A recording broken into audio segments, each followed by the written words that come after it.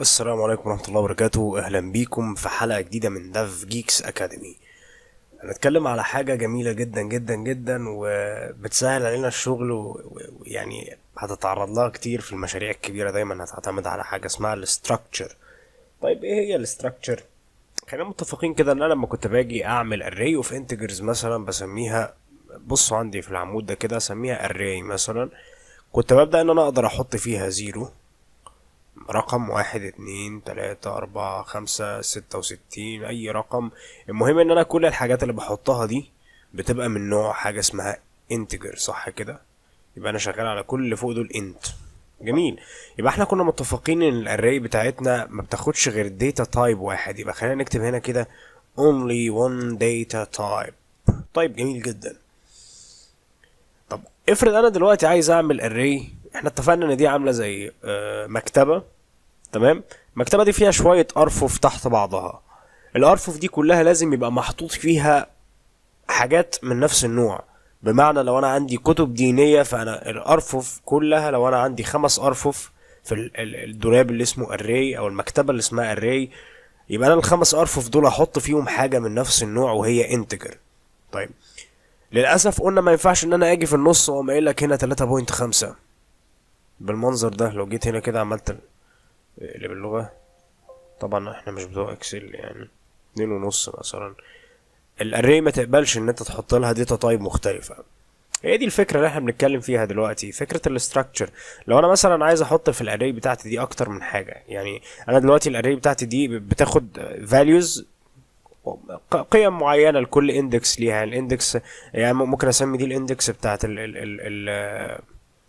الاري بتاعتي اللي هي بتبدأ من ان ناقص واحد. فانا لو عندي مثلا، خلينا هنا نكتب ده ان هو اي رقم عشان ما تتلخبطوش، وده اي رقم.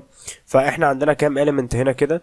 ادي 1 2 3 4 5 6 7 8. كان ممكن نعمل كده ونعرفهم اظن. عندنا 8 element. طيب الاندكس بتاعها واحدة 0، واحدة 1 2 3 4 5 6 7، صح كده؟ يبقى دايما ان ناقص واحد هنا، ان ناقص واحد.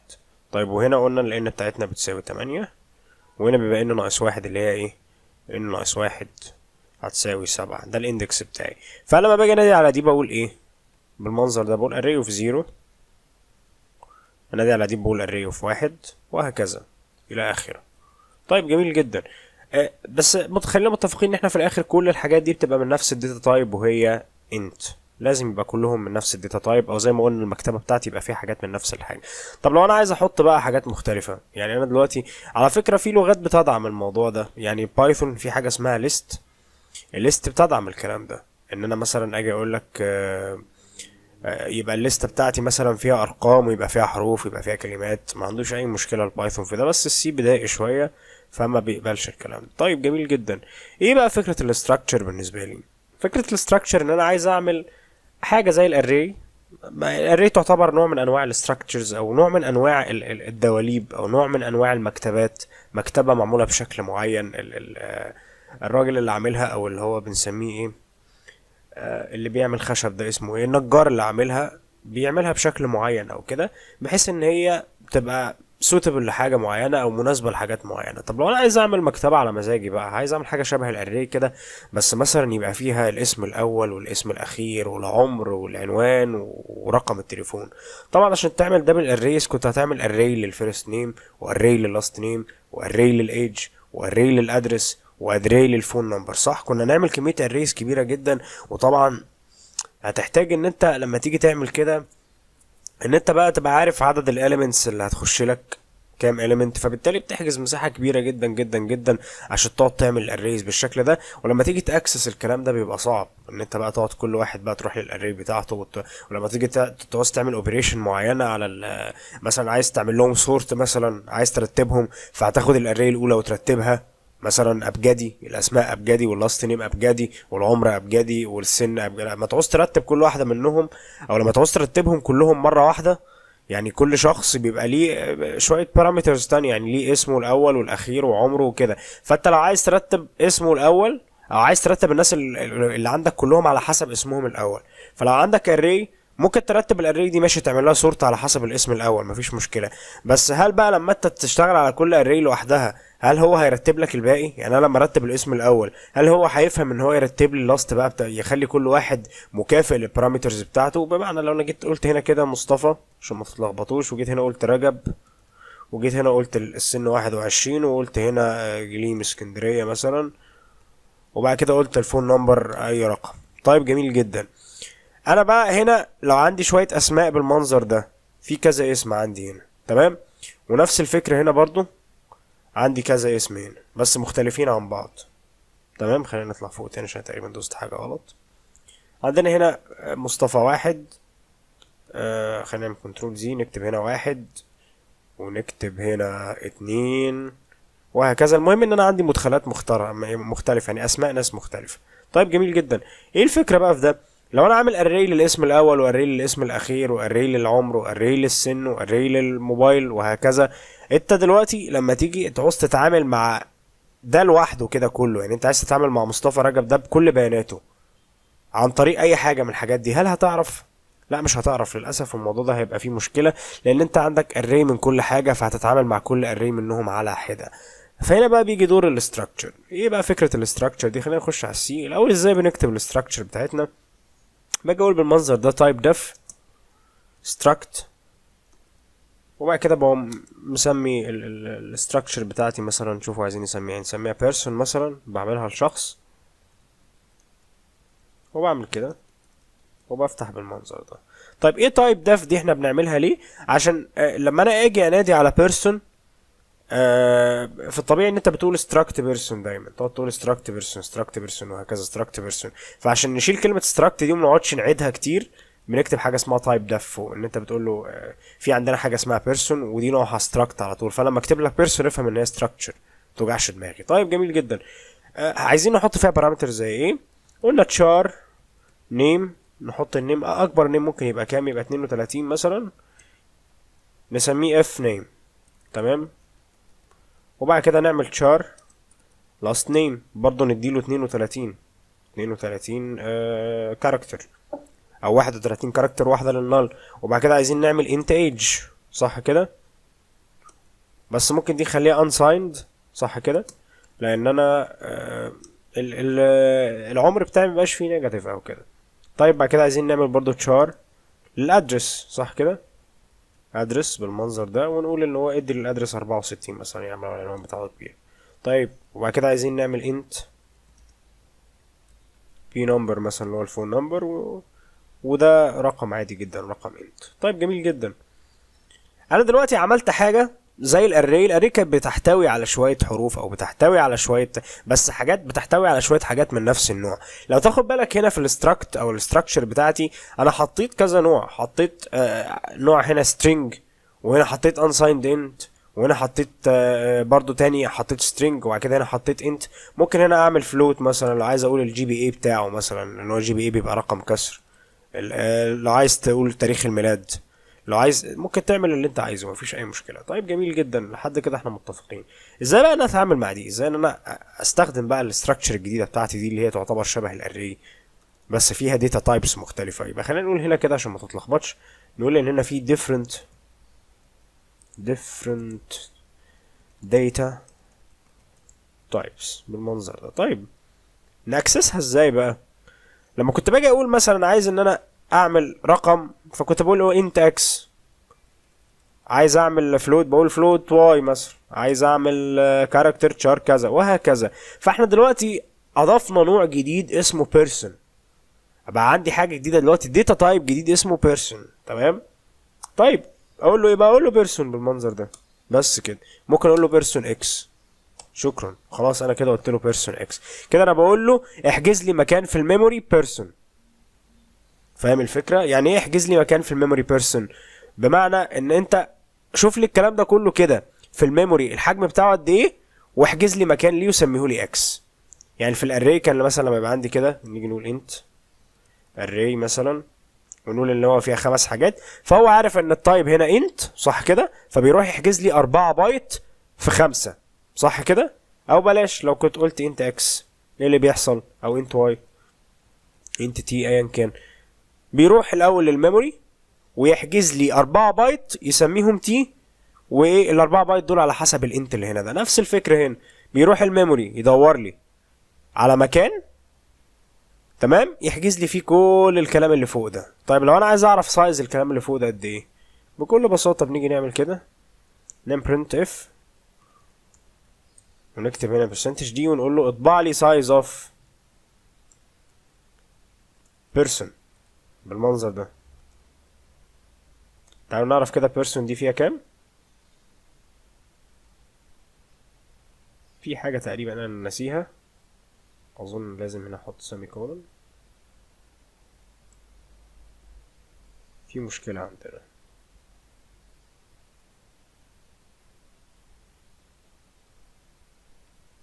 نقول هنا person x مثلا ونقول له size of x.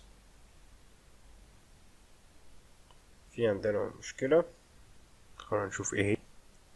هو الفكرة بالنسبة لنا لما تيجي تعمل لو انت هتستخدم ال declaration ما تكتبش type def لو انت عايز تكتبها بالمنظر ده، فبتقول struct person. طب لو انا عايز اعمل type def بكتب person دي تحت كده بالمنظر ده،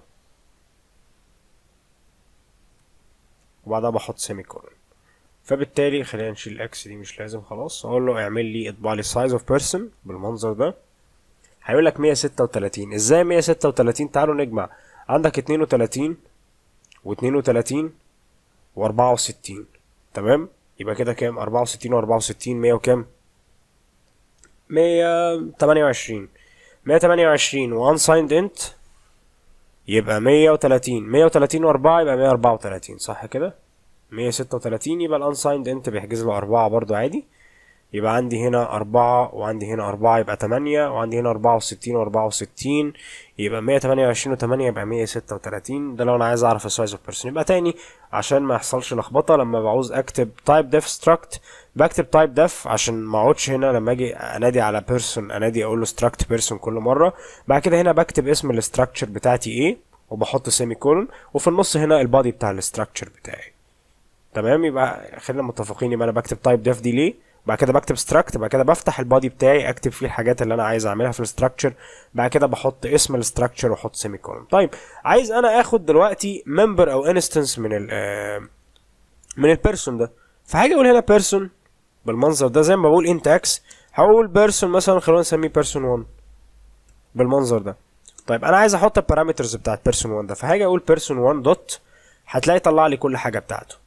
دوت اف نيم فيرست نيم مثلا نسميه هنا مثلا نسميه علي. طيب بعد كده اقول له بيرسون 1 دوت، تعالوا نشوف اللاست نيم، هسميه مثلا محسن. طيب عايزين بعد كده نقول له بيرسون 1 دوت الايدج العمر مثلا، نقول ان العمر بتاعه 35. طيب عايزين نقول بيرسون 1 دوت ناقص ايه كده، الفون نمبر، نقول بيساوي ونكتب اي رقم. بعد كده عايزين نقول بيرسون 1 دوت الادرس ونقول بيساوي مثلا الكسندريا اسكندريه. طيب يبقى انا كده عملت ايه من الاستراكشر بتاعتي؟ خدت منها ممبر او انستنس. يعني ايه ممبر او انستنس؟ انا قلت له دلوقتي دي عندي اسطمبه كده معينه، انا خدت الاسطمبه دي وهبدا املاها. عندي منها كتير براحتي، اقدر اعمل منها زي ما انا عايز زي الاري. فبالتالي هنا عملت بيرسون 1. طيب انا ممكن اعمل ايه تاني؟ ممكن اعمل بيرسون 2 بالمنظر ده. ممكن نخلي دي كده كلها 2، ونيجي بقى نمسك بيرسون 2 دي كده ونغير كل ده، نخلي ده كل ده بيرسون 2 بيرسون 2 بيرسون 2 بيرسون 2. طيب عايزين نغير الاسماء، نسميه علي 2 محسن 2 اي حاجة، احط هنا اي ارقام زيادة، وهنا اسميها مثلا كايرو، ايا كان. طيب يبقى انا دلوقتي بقى عندي كذا بيرسون، اقدر ان انا اقول بيرسون 3 بيرسون 4، او ممكن اسميه اكس، ممكن اسميه واي، ممكن اسميه اي حاجه انا عايزها، مفيش اي مشكله. طيب يبقى انا كده استغليت الاستراكشر بتاعتي، قدرت ان انا احط كذا داتا تايب، واقدر ان انا اناديهم عن طريق بيرسون 1. طبعا اقدر اطبع واقدر اعمل سكان واقدر ان انا اخد اسم البيرسون ده من فايل، اقدر اعمل كل الكلام اللي احنا اتعلمناه قبل كده ده، مفيهوش اي مشكله يعني، بسيط، وهنعمله في المشروع النهائي ان شاء الله. طيب نفس الفكره بتنطبق على الانتجرز لو جينا اتكلمنا عليها. انا ممكن اقول انت اكس بالمنظر ده، تمام، وممكن انا اجي اقول ايه انت اكس اري وفي 5 مثلا. فانا نفس الفكره ممكن اجي اقول هنا بيرسون مثلا نسميها بيرسون، بس هنا مختلفه لان السي كيس سنسيتيف، هنا دي كابيتال ودي سمول. واقول له هنا اوف 10، يبقى انا كده عندي 10 اشخاص. فاجي بقى ممكن اكسسها ازاي ال 10 اشخاص دول؟ يعني ممكن نعمل ازاي؟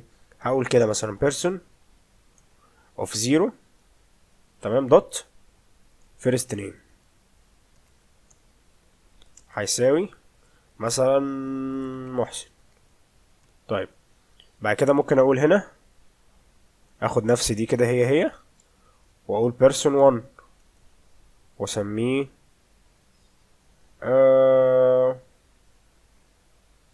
مثلا ميجو، اي حاجه. المهم ان انا بقى عندي array من البيرسون، فعندي person 0 دي فيها كل الحاجات بتاعتها، يعني فيها كل الكلام اللي احنا عملناه من شويه ده. خليني كده ابسطها لكم، هنرجع للمثال اللي فات اهو. طيب احنا ممكن نعمل الكلام ده بسكان اف بحيث ان انا ابسط لكم الموضوع شويه.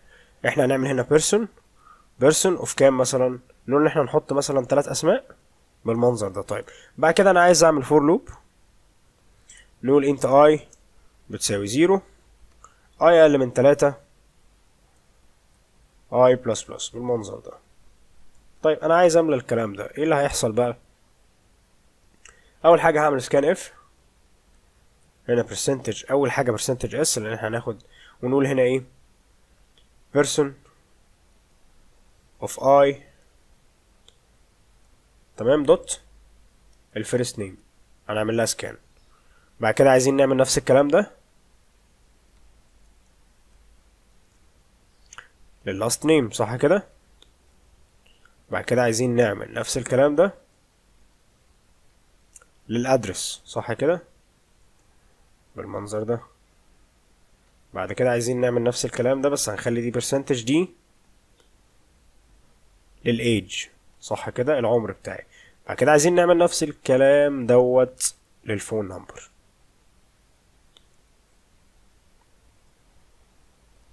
نكتب هنا بي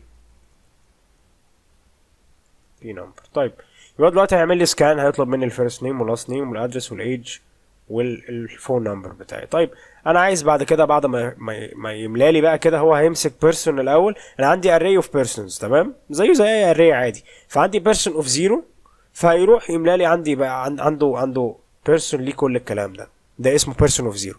طيب بعد كده بيرسون اوف 1 زي ما عملنا من شويه بيرسون 1 وبيرسون 2، يعني انا خدت انستنس من بيرسون سميته بيرسون 1، وخدت انستنس من بيرسون سميته بيرسون 2، وهكذا. فبدل ما اعمل كده قمت عملت اري، وبقى كل واحد ليه اندكس. فالاري عباره عن ايه؟ طبعا الاري هنا كلها من نفس التايب، يعني هو الاري كلها عباره عن نفس التايب اللي هو بيرسون، كلها من نفس التايب، فبالتالي كل بيرسون لازم يبقى ليه الكلام ده. وبعد كده قلنا مالينا الكلام ده بفور لوب بكل بساطه. بعد كده عايزين نطبع بقى الكلام ده، هنعمل برضو فور لوب، نفس الفور لوب دي كده مش هتغير في حاجه، ناخدها كده بالمنظر ده. وهنيجي هنا طبعا نخلي بالنا هنا ان الايدج دوت لازم يتحط له امبرساند لان انا بتعامل مع رقم، والفون نمبر لازم احط له امبرساند في الاسكان. طيب عايزين نعمل نفس الكلام ده بس هنعمله برنت، هنسمي دي برنت اف، خد دي كوبي بيست بيست بيست بيست. يبقى انا دلوقتي هيطلب مني هياخد مني بالظبط first name last name address age phone number. بعد كده هيطبع لي الكلام دوت للتلاتة بيرسون بتوعي. عايزين نعمل باك سلاش ان هنا بس، باك سلاش ان بالمنظر ده، باك سلاش ان باك سلاش ان باك سلاش ان. طيب جميل جدا،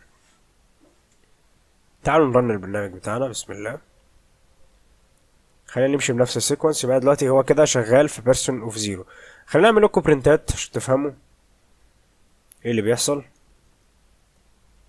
برنت اف هنا كده يقول لي ايه، بليز انتر info of person، ونكتب هنا برسنتج دي ونقول له اديني اي. بعد كده نعمل هنا باك سلاش ان. بحيث كل ما نخلص بيرسون نعرف احنا خلصناه ولا دخلنا في اللي بعده ولا لا. طيب اول حاجه عندنا هو بيقول لي حط لي بيرسون زيرو. بيرسون زيرو ده ليه ايه؟ ليه فيرست نيم فهنسميه مثلا مصطفى. بعد كده ليه لاست نيم رجب. بعد كده احنا حطينا ايه بعد الفيرست نيم واللاست نيم هنا في الاسكان. بعد كده ليه ادرس فهنقول ان هو مثلا جليم. بعد كده ليه عمر نقول 21. بعد كده ليه رقم نقول اي رقم. تمام. بعد كده يقول لي انتر انفو في بيرسون واحد. طيب نقول بيرسون واحد سلمى حمدي مثلا سموحة 21. حط اي رقم ندوس انتر. نحط كمان رقم نقول مثلا بيجو او عبد الرحمن مثلا اي حد. رجب نديله سن 15. نديله اي رقم. طبعا انا اتلخبطت هنا كده المفروض ان انا كنت اديله ادرس بس ما علينا مش مشكلة. طيب بعد كده ايه اللي حصل بعد ما دوست انتر؟ ايه اللي حصل؟ طبع لي اهو مصطفى رجب كليم. طبع لي كل البنات بتاعت البيرسون الاولاني والبيرسون التاني والبيرسون التالت. هي دي فكرة الاستراكشر، ان انا عملت حاجة زي قالب وفي كذا داتا تايب اقدر ان انا كل واحد من او كل عضو من الاعضاء بتوع الاستراكشر دول لازم يبقى ليه شويه حاجات اللي هي الحاجات دي. وفهمنا ان انا ممكن اعمل اري من الاستراكشر زي ما عملنا كده، او ان انا ممكن اقول عادي جدا اقول بيرسون بالمنظر ده اكس مثلا واقول بيرسون واي واقول كذا وكذا ايا كان، بس اعمل اري يبقى افضل بالنسبه لي لو انا عارف عدد الاشخاص اللي عندي. ممكن انا اخدهم من فايل، اخد الاسم اعمل له سكان من فايل، ممكن كذا حاجه. كل الحاجات اللي اتعلمناها هي قابله للتنفيذ في ده. بس البرمجه مش موضوع حفظ، يعني مش لازم انت تحفظ الكلام ده، بالعكس انت بتفكر. المهم تبقى فاهم الكونسبت بتاع كل حاجه، وبعد كده انت بقى بدماغك بتبدا تشوف انت محتاج ايه امتى، وتبدا ان انت بالادوات اللي عندك دي تيسر على نفسك، او ان انت تبدا تكتب برنامج صح او برنامج سهل بالنسبه لك ككتابه عن طريق الادوات المتاحه بالنسبه لك قدامك. فبالتالي لو انت عندك دلوقتي كل الحاجات تقدر تستخدمها في السي، تقدر ان انت تعمل بيها برنامج محترم. وكل ما تلاقي مثلا حاجه فيها تكرار فتستخدم حاجات التكرار، حاجه فيها كونديشن مثلا تستخدم الاف والالس اف، حاجه فيها سويتش تستخدم السويتش، حاجه فيها ستراكشر تستخدم لها ستراكشر، عايز تحجز ميموري بنفسك تحجز ميموري بنفسك. كل الكلام ده اتعلمناه في الحلقات اللي فاتت. شكرا ليكم واتمنى تكون حلقه مفيده. وزي ما قلنا هنا لو انا سبت دي ستراكت بكتب اسم الاستراكت هنا ايا كان اسمها ايه، هكتب هنا بيرسون. بس الفكرة لو انا جيت عملت كده بالمنظر ده كده، لازم تحت لما اجي اكتب اي حاجة ليها علاقة بيرسون لازم اكتب قبلها كلمة ستراكت افهمه ان ده ستراكت بالمنظر ده. بس لو انا مش عايز بقى ان انا قبل ما استخدم بيرسون دايما اقعد اكتب ستراكت، دايما اي قبل اي حاجه اسمها بيرسون هتحط كلمه ستراكت لازم. لو انا عايز بس اقول له ان اي حاجه بيرسون هي عباره عن ستراكت فاكتب له تايب ديف هنا بس عشان ما اقعدش اوجع دماغي. طبعا هتلاقي ناس كتير بتستخدم ستراكت عادي، بس ده كده ايه اختصار عشان ما تلخبطش نفسك. وبعد كده بكتب الاسم في الاخر. شكرا ليكم واتمنى تكون حلقه